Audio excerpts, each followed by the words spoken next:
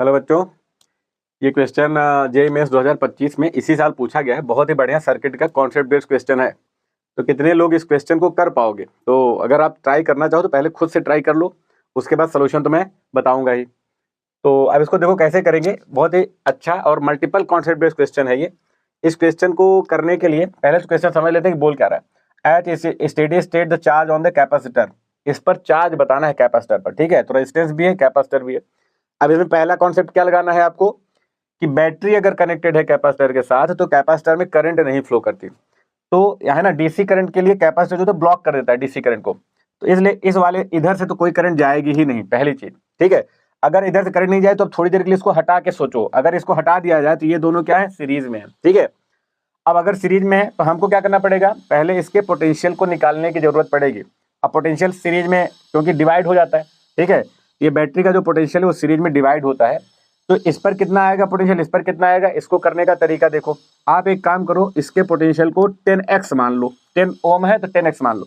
इसका 15 ओम है तो इसको 15x मान लो, ठीक है।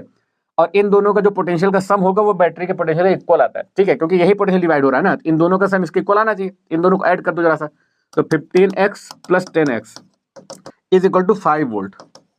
ये कर दो, ठीक। अब 15 10 25 x इज इक्वल टू 5।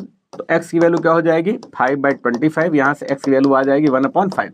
अब यही x की वैल्यू डाल दो तो आपको इसका पोटेंशियल पता चल जाएगा। तो यहाँ पर अगर आप x की वैल्यू डालते हो तो 10 और x की वैल्यू क्या है 1/5, तो ये आ जाएगा 2, ठीक है।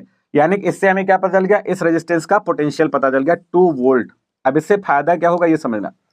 अब एक्चुअली क्या है कि पैरेलल में पोटेंशियल सेम होता है, तो जो इसका पोटेंशियल होगा वही इसका हो जाएगा। तो इसका पोटेंशियल आ गया 2 वोल्ट, ठीक है।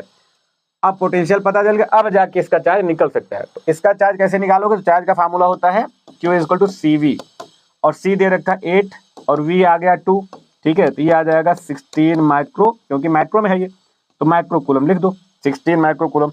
तो थर्ड आंसर करेक्ट हो जाएगा।